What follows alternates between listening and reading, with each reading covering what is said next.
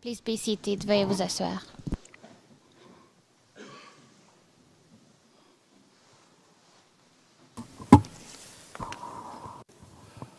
Good afternoon. Le juge président, rebonjour. Monsieur le témoin, je vais maintenant donner la parole à la défense de Monsieur Blégoudet. Et pour ce faire, je me tourne vers Maître Knops, le conseil principal de Monsieur Blégoudet. Allez-y, Monsieur le témoin, oui.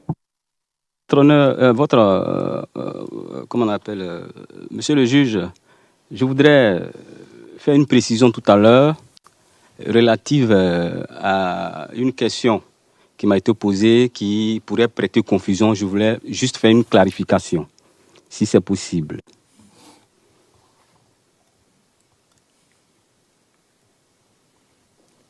Please do. Le juge président, allez-y. Posé de savoir si j'avais des rencontres périodiques avec Zorobi Epiphanie. Et effectivement, la nature de la rencontre, il faudrait que je la précise. Zorobi Epiphanie a toujours été intermédiaire, j'allais dire spectateur, parce que chaque fois qu'il nous rencontrait, c'était pour accompagner les gens du bureau du procureur. Et donc, il n'y a jamais eu de contact, de réunion et d'entretien entre nous. Ça, je tenais à le préciser.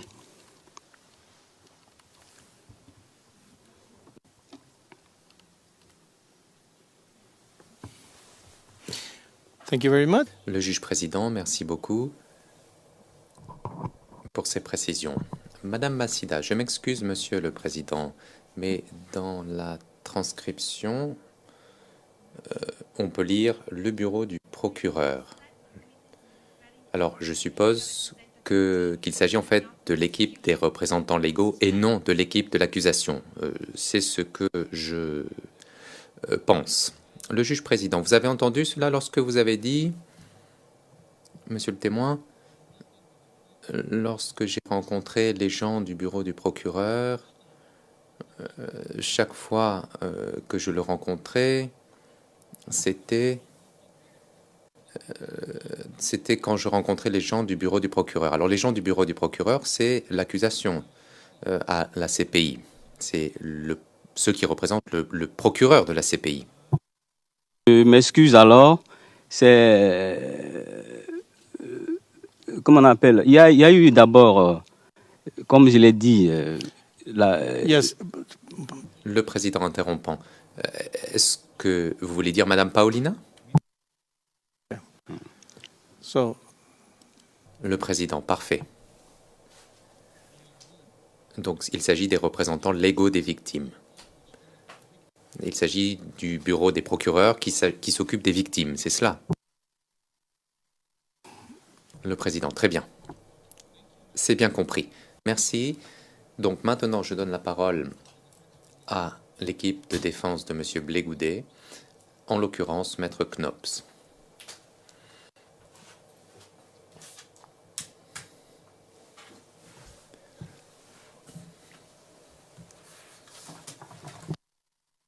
Maître Knops, bonjour Monsieur le témoin. My name is... Maître Knops, je m'appelle Alexander Knops. Je fais partie du barreau du Royaume des Pays-Bas. Je suis donc avocat aux Pays-Bas et je suis conseil pour Monsieur Blégoudet en l'espèce. Ma première question porte sur le témoignage que vous avez fait aujourd'hui. Et pour les juges de la Chambre, il s'agit de la transcription, page 43, lignes 18 et 19.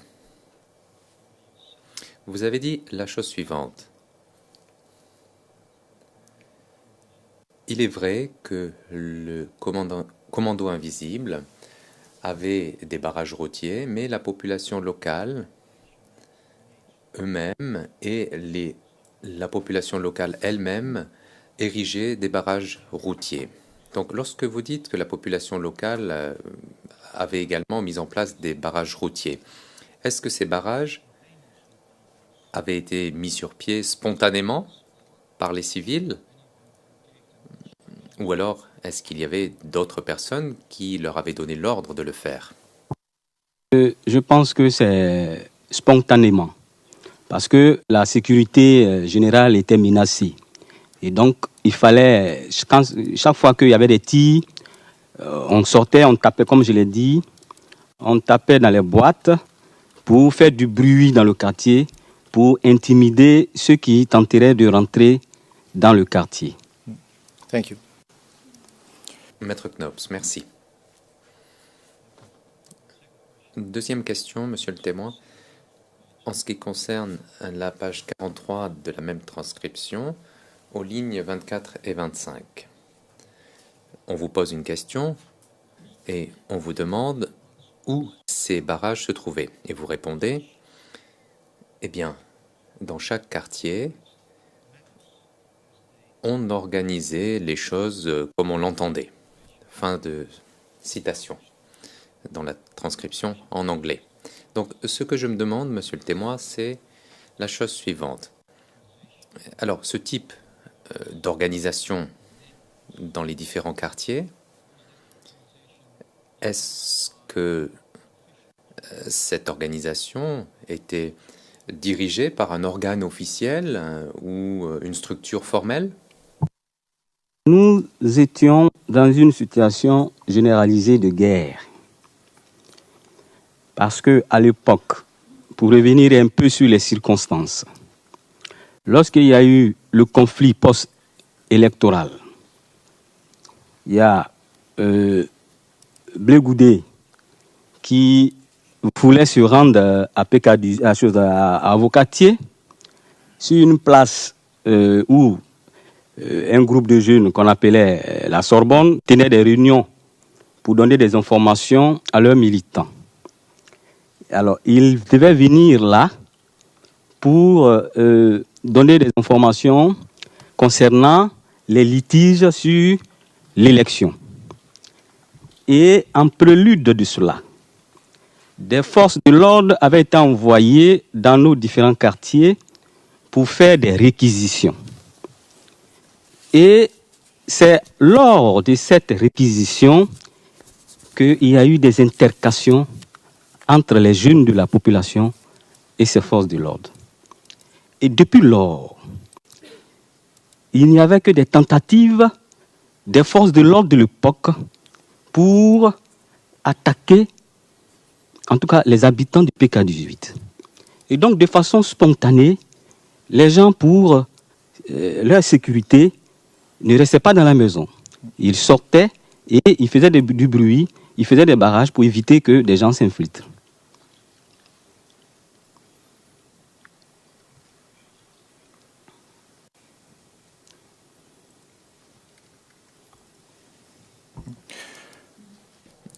Question. J'en arriverai plus tard à la personne de monsieur Blé Goudé, monsieur le témoin. Mais ma question était simplement la suivante. Donc, il s'agissait de la manière dont les différents quartiers organisaient les choses, comme par exemple les barrages.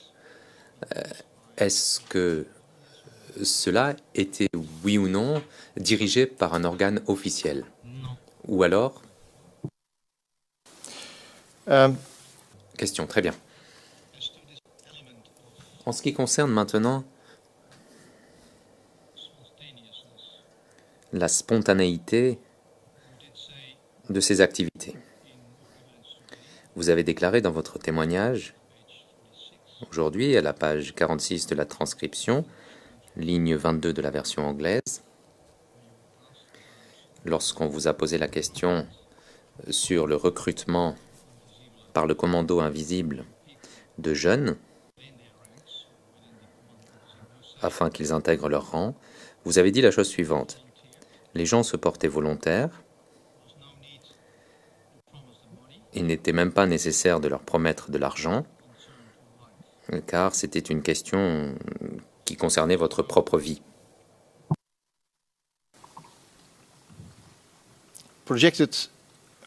Bien.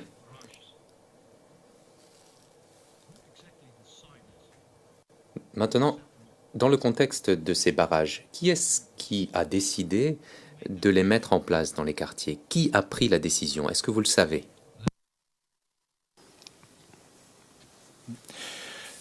Do you know how they Question. Est-ce que vous savez comment ces barrages étaient mis en place? Comment ils étaient construits? Véritablement, je ne sais pas.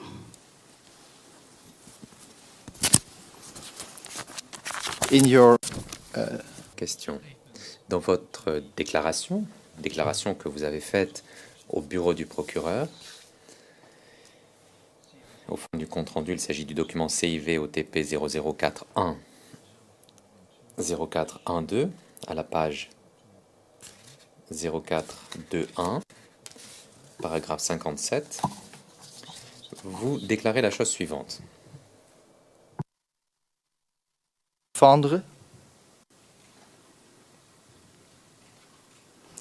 On a créé des barrages avec des briques, des banques, des tables aux entrées des quartiers.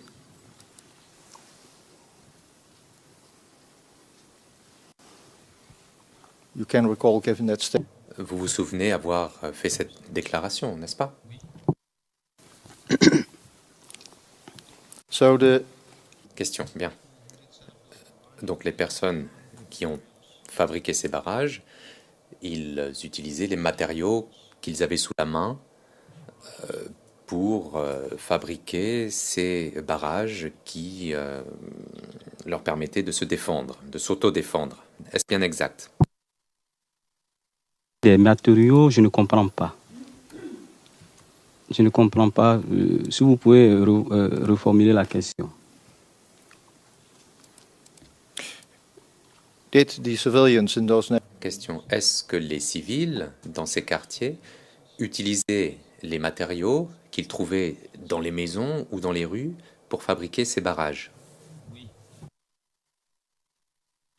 who did man those? Réponse. Et qui était présent à ces barrages? Vous nous avez dit ce matin qu'il y avait un grand nombre de personnes.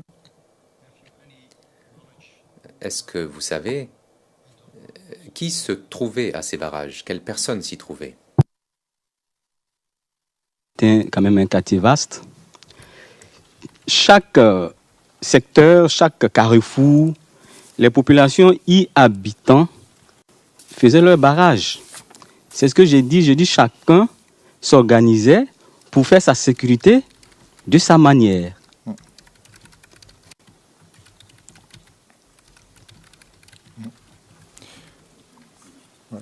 Did the Question. Est-ce que le commando invisible ou certains de ses membres se mélangeaient à la population locale au barrage qui se trouvait dans le quartier PK18? Conscience, connaissance, je voulais dire.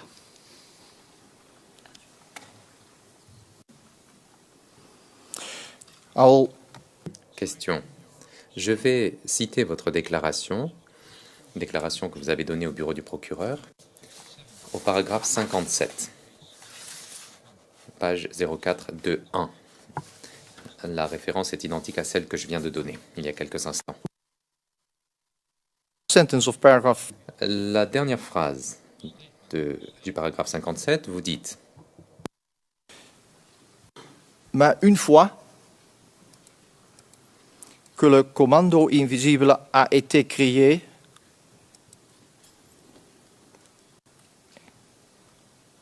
et a commencé à poster leurs éléments sur ces barrages, nous, on est resté du côté.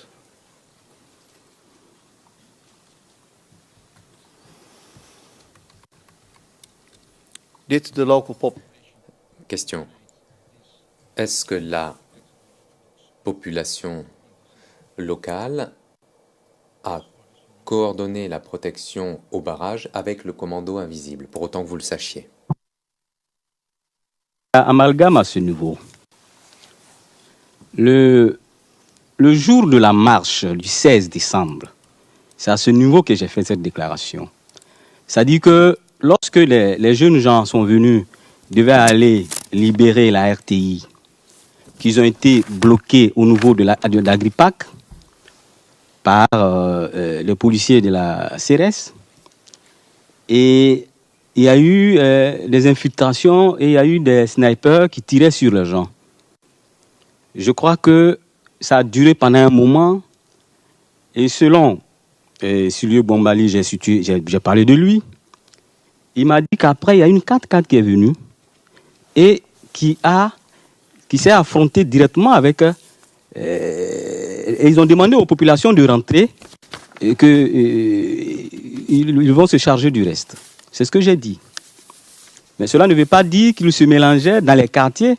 La crise post-électorale, ça s'est étendu quand même si à un moment, il y a eu un début et ça a évolué. Dans les débuts, au moment où on ne parlait pas de commando invisible, la population faisait sa propre sécurité.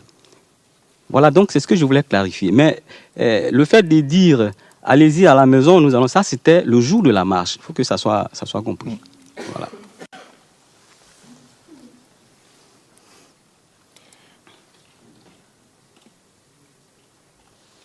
Mr. Witness, can... Question. Monsieur le témoin, vous venez de nous dire qu'au départ, le commando invisible a mis en place ces barrages. Non, je me corrige. C'est la population locale qui a mis en place ces barrages dans un premier temps. Puis, plus tard, c'est le commando invisible qui a occupé ces positions qui étaient occupées au préalable par la population locale, n'est-ce pas? J'ai dit tout à l'heure ce matin dans le témoignage que les barrages de commandos invisibles étaient frontaliers. C'est-à-dire les artères d'entrée, c'est-à-dire Agrippa par exemple, fait la transition entre Abobo et PK18. Vous allez à Ndotré. Ndotré fait la transition entre Yopougon et derrière Pont.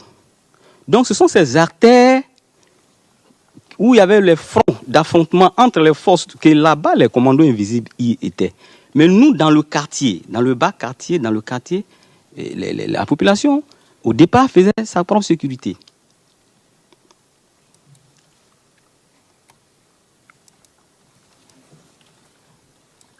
OK.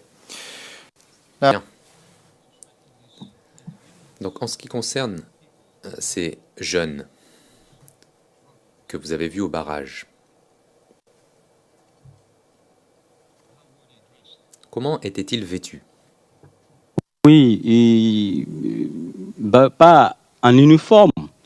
Soit le pantalon peut être treillis et le haut autre couleur, ou bien le haut treillis. Et bon, enfin, c'était bigarré.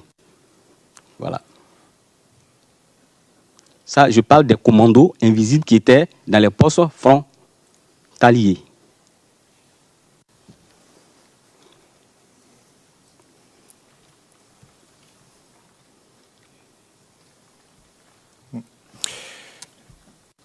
Can you recall, Mr. Witness? Question.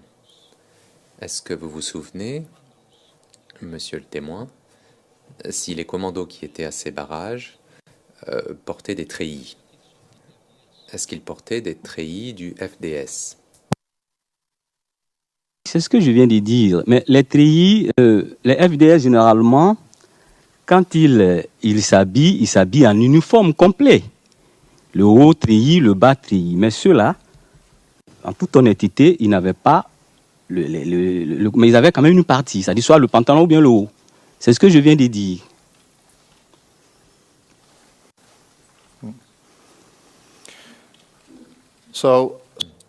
Question. Donc, certains des membres du commando utilisaient des uniformes de FDS au barrage. Le juge président, oui, tout à fait. Je crois qu'il l'a déjà dit et qu'il l'a répété un certain nombre de fois. Monsieur Knops. Alors, monsieur le témoin, est-ce que vous savez comment ils ont obtenu ces tenues du FDS? Je ne sais pas. Maître Knops, bien. Vous avez dit au juge de la Chambre ce matin, à la page 45 de la transcription, ligne 6, que le commando invisible avait pris des Kalachnikov dans un véhicule militaire qui appartenait au bataillon d'Aquedo, après avoir tué les personnes qui se trouvaient à l'intérieur du véhicule.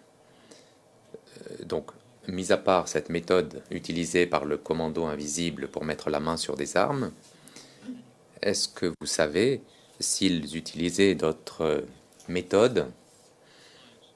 Est-ce que le commando invisible utilisait d'autres méthodes pour obtenir des armes? Le juge président, oui. Le bureau du procureur, une petite précision, Monsieur le Président. Dans la citation du Conseil, à la page 45, lignes 3 à 4, le témoin a dit qu'il ne savait pas qui avait tué les individus qui étaient dans ce véhicule.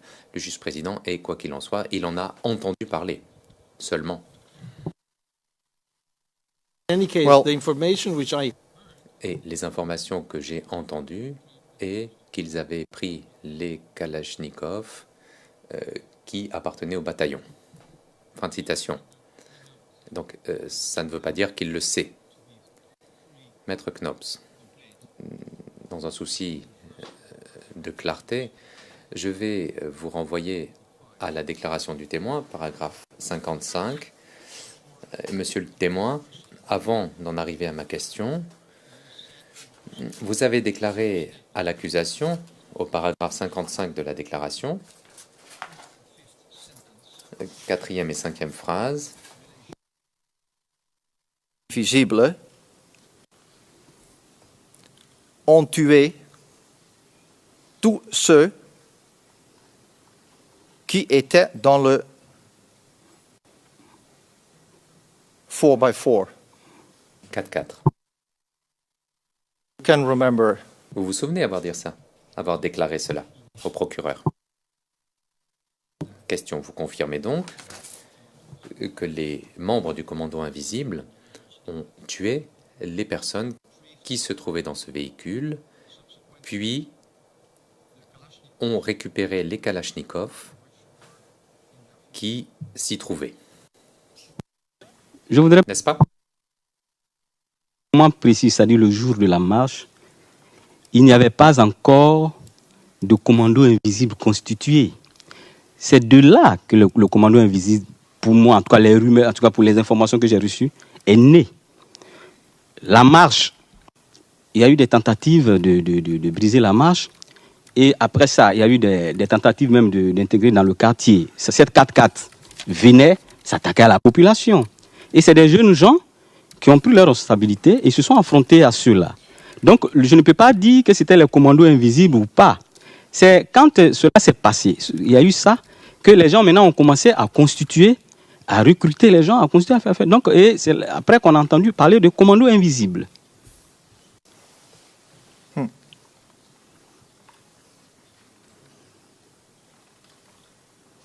So, Question.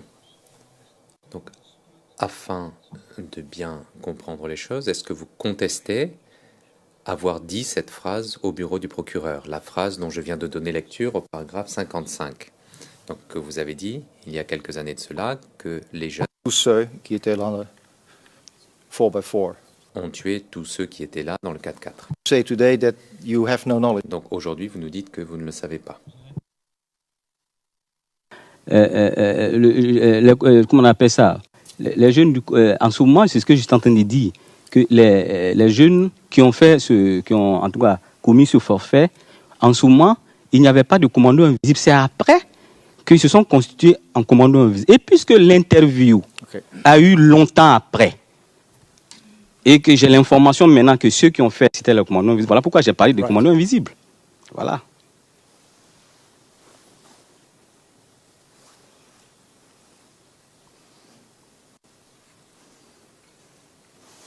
OK. Question. Très bien. Nous en reparlerons tout à l'heure. Mais la question que je me pose est la suivante. Outre ces exemples, est-ce que vous savez comment le commando invisible obtenait ou se procurait des armes?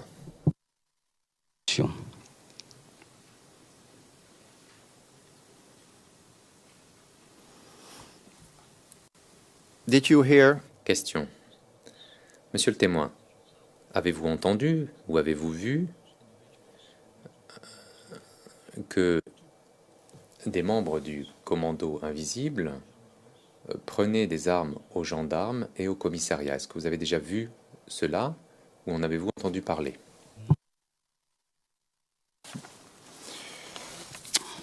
My next question relates. Question. La question suivante porte sur la page 46 de la transcription anglaise, ligne 8 de votre témoignage.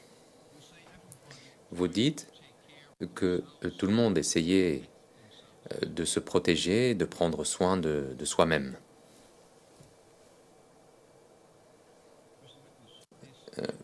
Monsieur le témoin, ce type de protection, est-ce qu'elle était assurée de manière organisée, par le biais d'une organisation officielle, ou alors est-ce que c'était organisé de manière spontanée dans les différents voisinages ou quartiers? Là, je ne parle pas des barrages, mais je parle plutôt de la sécurité dont vous avez parlé et qui portait sur les civils.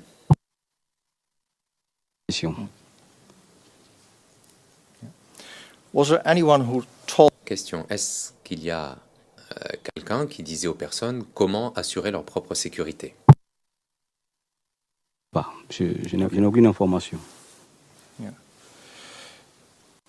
The commando invisible. Question, le commando invisible était organisé, n'est-ce pas? It was an organized Je sais pas. organization. C'était un groupe organisé. Vous voulez dire par organisé? Well, these are. Question, ce sont vos propres mots au paragraphe 56 de votre déclaration.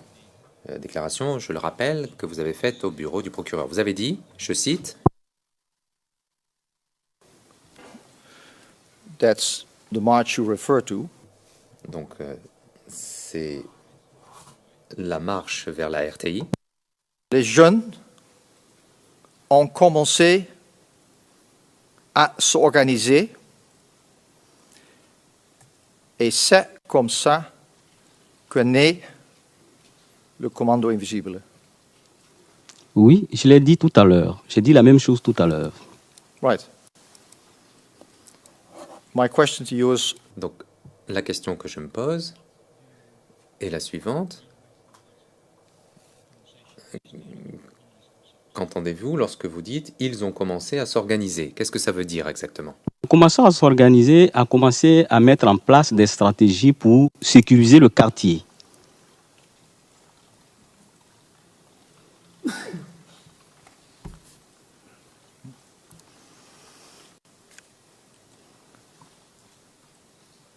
you mean with strategy? Question. Donc ils mettaient en place des stratégies militaires et ils pouvaient avoir recours à la force pour protéger le quartier. Je ne peux pas donner ces détails-là. You do know, Mr. Question. Vous savez, monsieur le témoin, n'est-ce pas, que les personnes qui étaient recrutées par le commando invisible étaient formées ou entraînées, n'est-ce pas? Elles étaient formées, elles étaient entraînées au combat. Et, ce matin, dans mon témoignage, je vous ai donné le cas de M. Konaté. C'est quelqu'un que je connais, mais a-t-il été militaire, a-t-il été formé? Je n'ai aucune information là-dessus. C'est à partir de la crise, là, lorsque M. Fofana est venu me dire que viens, tu vas voir Fognon, il a besoin de charger son portable, que j'ai vu que c'était un jeune que je connaissais dans le quartier qui était commando invisible. Je vous ai dit. Donc, ont-ils été formés ou pas? Je ne peux pas dire quelque chose là-dessus.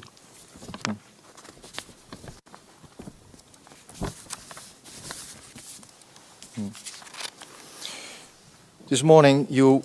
Question. Ce matin, vous avez témoigné sur ce point, monsieur le témoin, à la page 39, ligne 15 du transcript en anglais, où vous dites, en faisant référence au commando invisible, il s'agissait de jeunes qui avaient été formés.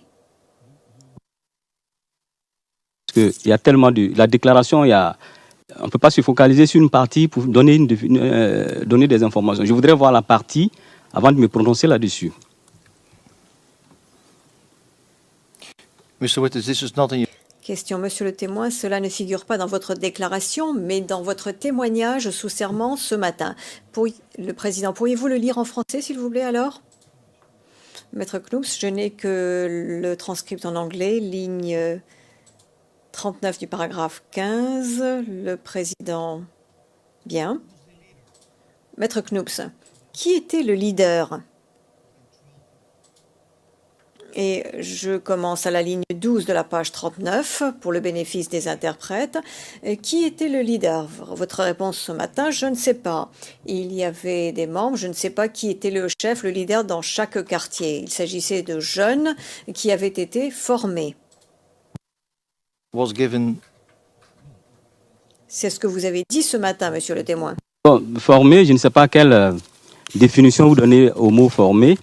Ben, j'ai toujours, je crois que j'ai largement parlé de cette histoire d'organisation des jeunes dans le quartier. C'est de façon spontanée que les jeunes se mettaient, faisaient les barrages. Formés, bon, je ne sais pas, en tout cas, c'est de façon spontanée que cela se passait. Formés, non. Si je l'ai dit, peut-être que je l'ai dit sans peut-être, bon, ça peut être un absus. Voilà.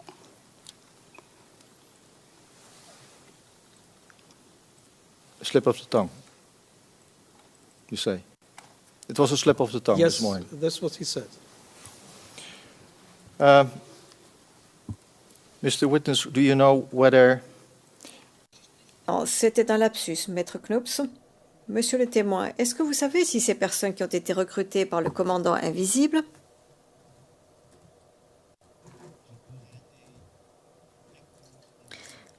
faisaient partie de l'armée? Je ne sais pas. Ouais. I don't know why you want to...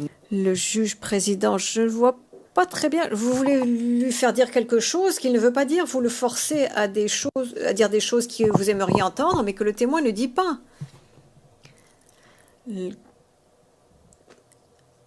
Maître Knoops, est-ce que cela veut dire que j'utilise la force? Monsieur Demerjian, monsieur le président, pour ce qui est de la dernière question, je lis une précision et je lis la version française de ce que monsieur Knoops a lu. Et il n'apparaît nulle part qu'il ait dit qu'ils avaient été formés. So there's nothing about them being trained. Maître Demerjian, il n'y a rien de dit dans la version française concernant leur formation. Okay. Que je voulais faire inscrire au procès-verbal d'audience. C'est une traduction de la version anglaise. Mr. Witness, can you... Une erreur de traduction de la version anglaise, se reprend l'interprète. Maître Knoops, bien. Question. Monsieur le témoin, pouvez-vous dire à la Cour comment est-ce que le PK-18 a pris le pouvoir du commando invisible? Sur le commando invisible. No? You don't understand this question? Non. L'interprète se reprend. Comment est-ce que le commando invisible a contrôlé le PK-18? Vous souvenez-vous avoir dit il y a quelques années à l'accusation que ce que le commando invisible, pour prendre le pouvoir à PK-18, qu'est-ce qu'ils ont fait pour cela? Pour prendre la main sur le PK-18. Mon pouvoir, je ne sais pas à quel pouvoir, à PK-18. Mais j'ai toujours dit que celui que moi je connais, qui se fait nommer commando invisible, le seul que je connais, il s'appelle Konaté. C'est un jeune que je connaissais. Y a-t-il d'autres jeunes qui étaient commando invisible, qui étaient des militaires? Je n'en sais rien. Je ne fais que donner ce que je sais. Et donc, comment est-ce qu'ils ont pris le pouvoir ou bien comment est-ce qu'ils ont sécurisé? Mais je vous ai dit que c'est des jeunes gens qui étaient... La population était menacée de mort. Ils se sont organisés pour... ils ont mis pour sécuriser la zone. C'est ce que j'ai dit. Voilà, j'ai toujours dit la même chose. Well, let me confirm. Question. Bien. Permettez-moi de vous citer alors le paragraphe 49 de votre déclaration au bureau du procureur. Il s'agit du CIV OTP 0041 0412 à la page 0420, paragraphe 49.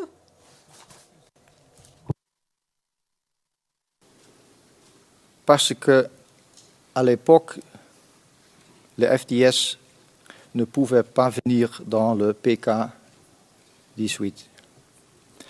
PK-18 était entre les mains du commando invisible. Et comme il y avait un conflit entre les forces loyales de Gbagbo et le commando invisible, donc ça ne pouvait être que le commando invisible.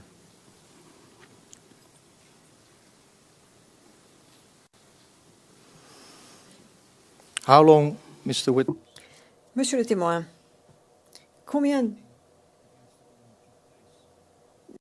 de temps, à quel moment ces combats contre l'armée ont eu lieu avant que le commando invisible ne prenne la main sur le PK-18? Combien de temps leur a-t-il fallu? Je reviens sur ce que j'ai déjà dit. J'ai dit que le commando invisible est né à partir de la marche du 16 décembre. Et quand je fais allusion au commando invisible, je fais allusion aux jeunes gens que je connaissais qui ont décidé de se battre pour notre sécurité. Maintenant, chaque fois que je parlerai de commando invisible, vous devez mettre à l'esprit que je m'adresse aux jeunes gens, c'est-à-dire les Konaté, qui sont organisés.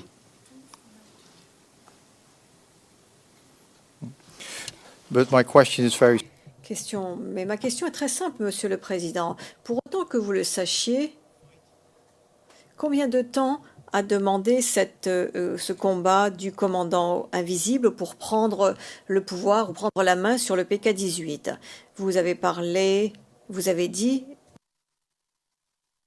Entre les forces loyales de Gbagbo et le commando invisible.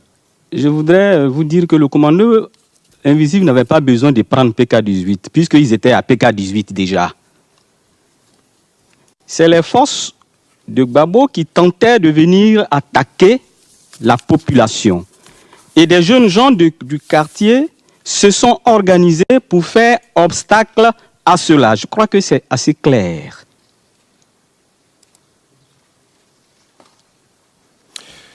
Mr. Witt, my final question... Question. Monsieur le témoin, ma dernière question porte sur ce que vous avez dit un peu plus tôt.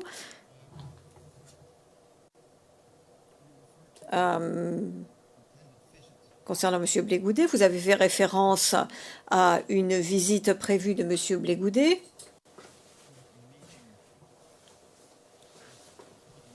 Pour une réunion au Parlement à Bobo.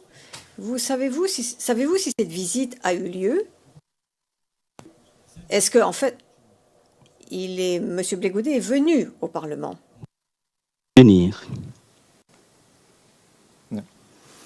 You know why he was... Question. Est-ce que vous savez pourquoi il n'a pas pu venir au Parlement?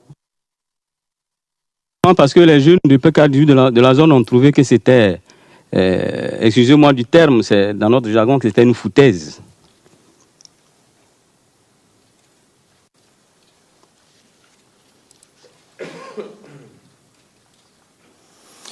Did you hear, Mr. Witness, that... Question. Monsieur le témoin, avez-vous entendu que le commando invisible avait essayé d'assassiner M. Blé Goudet une fois qu'il est entré au PK-18? Bon, ça, je n'ai aucune information, mais ce que je sais, c'est que des forces de l'ordre sont venues faire des perquisitions à PK-18 pour pouvoir permettre à Blé Goudet de venir tenir son meeting. Ça, je sais, mais est-ce qu'ils ont voulu assassiner Blé Goudet? Là, je ne sais pas. Thank you. Those were our questions, Mr. President. Thank you. Question. Monsieur le Président, j'en ai terminé avec mes questions. Merci. Le président, merci beaucoup, Maître Knops. Je me tourne à nouveau vers le bureau du procureur pour vous demander si vous demandez à poser des questions supplémentaires. Maître Lady, oui, Monsieur le Président, nous avons quelques questions à poser. Le président, merci. Allez-y. La parole est à vous. Maître Lady, merci, Monsieur le Président. Question, Monsieur le témoin. Je voudrais juste clarifier un certain nombre de choses dans votre déposition concernant les documents que vous avez fournis au bureau du procureur pendant votre entretien. Et cela découle du contre-interrogatoire. Ce sont les documents qui sont annexés à votre déclaration et je vais demander à ce qu'une série de documents soient montrés aux témoins, en commençant par le numéro 5 sur la liste des documents, CIVOTP 0041 0428. Monsieur le témoin, vous avez témoigné en disant que vous avez signé ce document le jour même où on vous a montré le corps de votre sœur à la morgue. C'est-à-dire, c'était à peu près un mois après son décès. Et vous avez dit cela au cours de l'interrogatoire principal. Maintenant, je voudrais vous demander de regarder ce document et de confirmer qu'il n'y a pas de date sur ce document autre que la date d'admission du corps à la morgue. Le président, oui, mais pourquoi doit-il confirmer quelque chose qui est évident? Il n'y a pas d'autre date sur le document. Excusez-moi, si maintenant il disait il y a une autre date, on l'aurait vu. Question, je voudrais préciser les questions qui ont été soulevées par le Conseil, où le président, oui, mais pas lui demander s'il y a une autre date, parce que ça, on pourrait le voir. Maître Lady, bien, je peux passer à un autre document, Monsieur le Président, qui est le numéro 2 sur la liste des documents. Et je vais vous demander, pour le procès-verbal d'audience, il s'agit du document CIVOTP 0041 0425, dont le titre en français, le certificat de non-contagion. And that's number 2 on the list of materials. Il s'agit du numéro 2 sur la liste des documents et vous avez entendu Monsieur le témoin pendant le contre-interrogatoire et vous pouvez voir devant vous que ce document est en date du 9 juin 2011. Est-ce que vous pourriez nous dire quand est-ce que vous avez reçu ce document et qui vous l'a donné? Vous savez, j'ai nuancé quand même. Quand j'ai donné la date, j'ai dit à peu près un mois. J'ai nuancé parce que vraiment, il y a longtemps que les événements se sont passés. Mais je me suis rendu, en tout cas, quelques temps après, à la morgue, pour pouvoir, puisqu'on nous en avait interdit dans les premiers moments. Mais lorsque j'ai réussi à, en tout cas, rentrer en contact avec la morgue, c'est ce jour-là qu'on m'a donné ces documents. On m'a donné d'abord la fiche pour la morgue. Maintenant, ce certificat de non-contagion que je vois là, c'est le médecin légal qui me l'a donné. And do you recall? Question. Et vous souvenez-vous à peu près combien de fois vous vous êtes rendu vous-même à la morgue? En gros, 3 fois.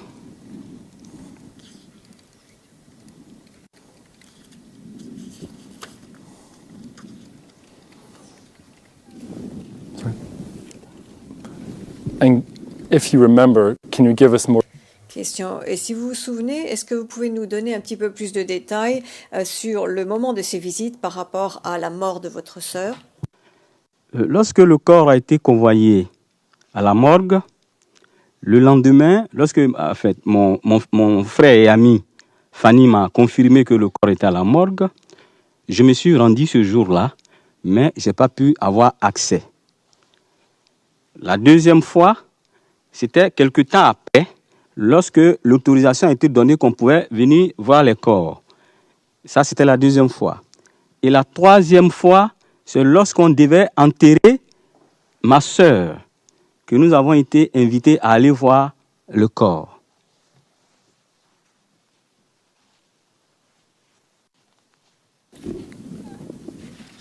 And do you recall on which of those 3 occasions? Question. Vous souvenez-vous à quel moment dans ces 3 cas, excusez-moi, je retire ma question.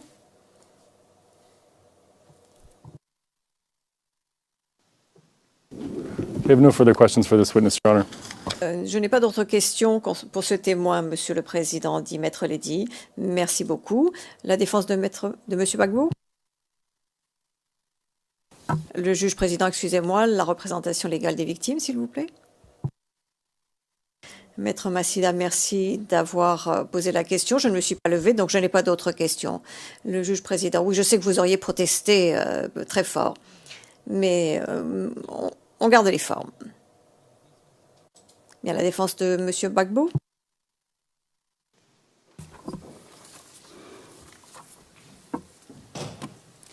D'accord. Alors, monsieur le témoin, juste rapidement pour rebondir sur les questions que vous a posées le représentant de l'accusation.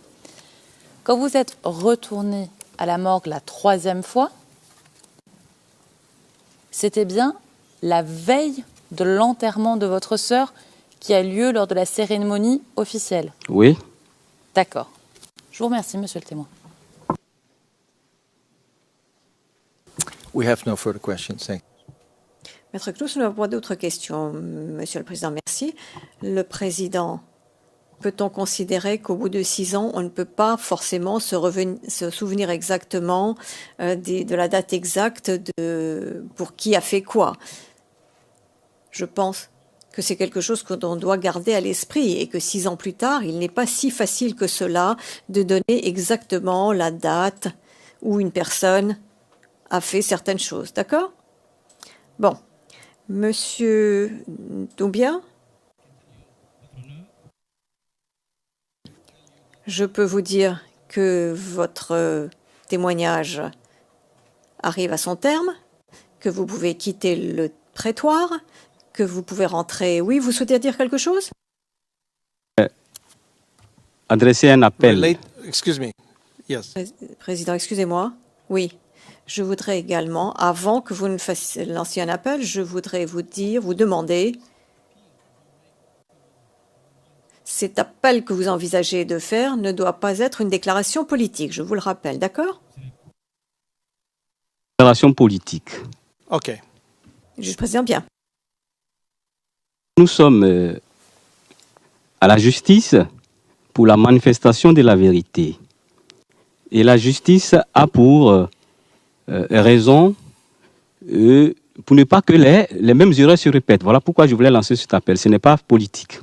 Et en le faisant, je voudrais paraphraser un écrivain anglais, Ayn Rand, qui dit, dans un de ses articles, La vertu de l'égoïsme, l'homme est libre de choisir de ne pas être conscient, mais non d'échapper aux conséquences de son inconscience.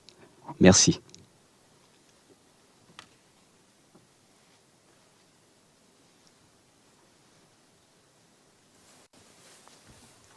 Thank you very much. Le juge président, merci beaucoup. Nous prenons réellement note de ce que vous venez de dire. Merci encore. Merci d'être venu ici. Et vous pouvez quitter le prétoire avec l'aide de l'huissier. Je vous souhaite un bon voyage de retour dans votre pays. Je peux partir maintenant. Merci bien.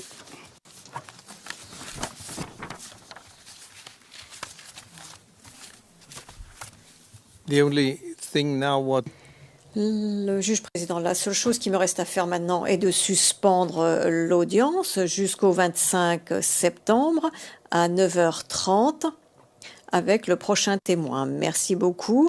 L'audience est levée.